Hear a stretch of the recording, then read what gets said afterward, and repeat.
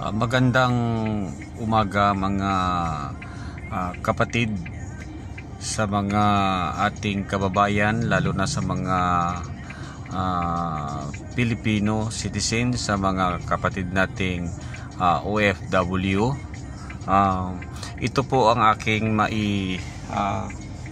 sasabi or gusto kong mailabas na hinaing sa ating kasalukuyang naranasan ngayon sa ating bansa, at lalo na ngayon sa sektor ng mga magsasaka.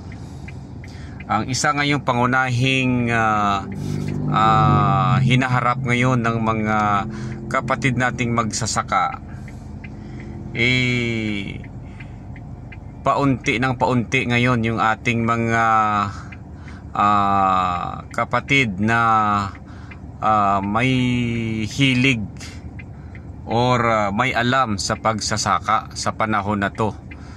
Dahil yung mga magsasaka natin, hindi naman yan sila habang buhay makaya na nilang magtrabaho sa palayan dahil sa nagkakaedad na rin sila. So yung mga kabataan ngayon, sa ngayong henerasyon, sa itong panahon na to, ay halos wala nang alam. Bihira na lang yung may alam sa pagsasaka, dahil hindi pinaprioritize ng ating pamahalaan ang pagbigay ng maayos na edukasyon, pagtuturo sa mga kabataan na trabaho or magsaka, na katulad sa ginagawa ng bansang Japan, na bata pa lang ay tinuturuan na ng lahat ng klase ng gawain, mula sa pagsasaka, sa pagkakarpentero, sa lahat ng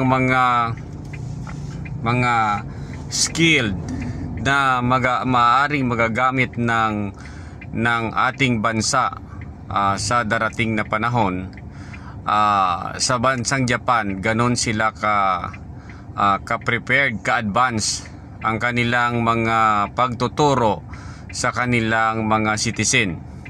Hindi katulad dito sa bansang Pilipinas, at dito lang ito nangyayari, na ang ginagawa ng ating gobyerno, tinuturuan yung ating mga kapatid, mga mamamayan na maging tamad. So wala ka nang makukuhang trabahador ngayon sa palayan or sa kahit sa tubuhan. Wala na, kundi nandyan na sila, halos nag-aabang sa barangay hall yung mga mamamayan na umaabang sa ayuda galing sa mga politiko. So ano ba yung ginagawa ng mga politiko natin? Ginagawa nyong sinisira nyo yung ating bansa, sinisira nyo yung economy ng bansa natin, dahil darating ang panahon wala na tayong manpower. Yung mga mamamayan natin puro bangag na, dahil sa yung binibigyan ng ayuda itong mga taong tamad, tambay, nagsusugal, umiinom, or nagdodroga, ay binibigyan ng ayuda.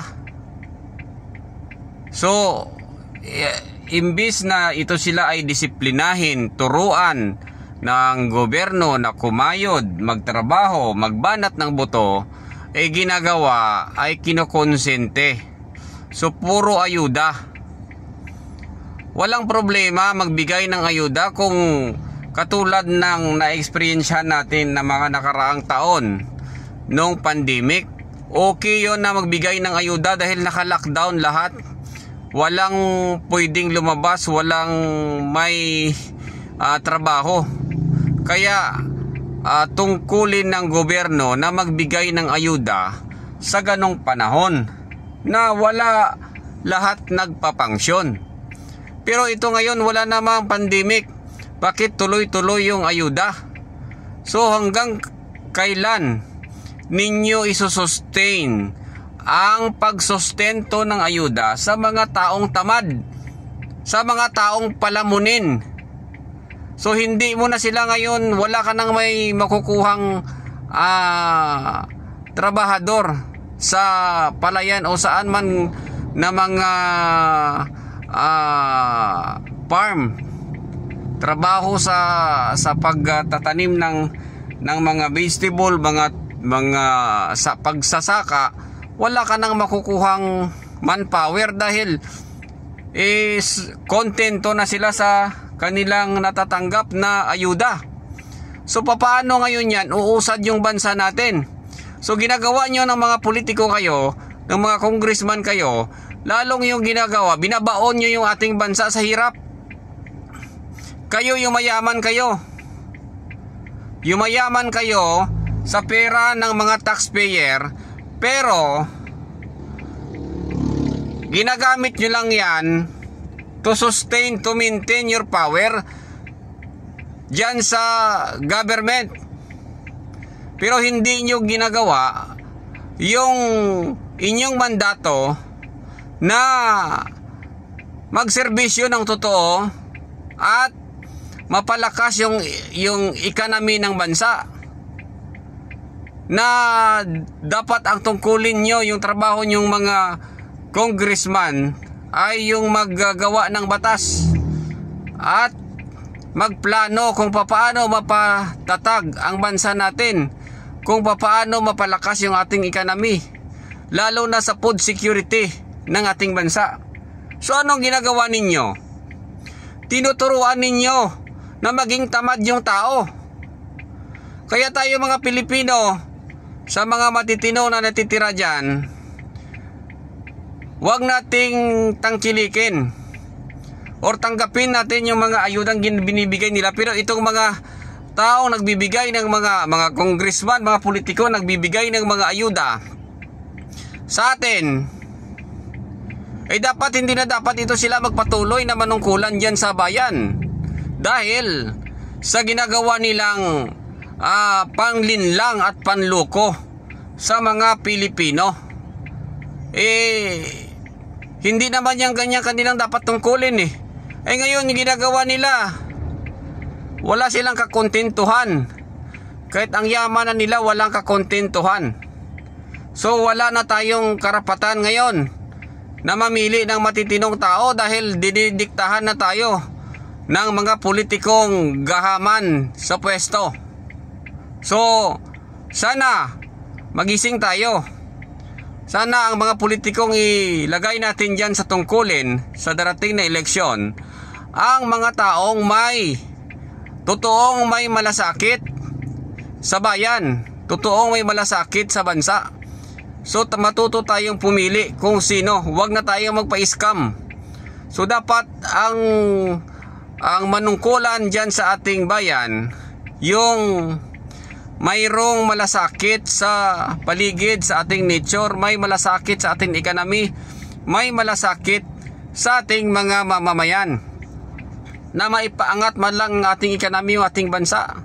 Hindi yung umaangat, yung nababalitaan sa buong mundo ng Pilipinas ay talamak ang korupsyon.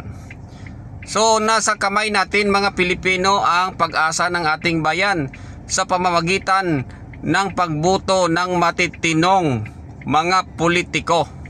So panahon na para maghalal tayo ng mga maayos na tao, may mga konsensya at may totoong plano.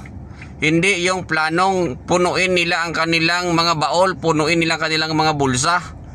So this is the time to vote the good people nga may mga matino at maayos na pag-iisip, totoong may malasakit at may takot sa Diyos.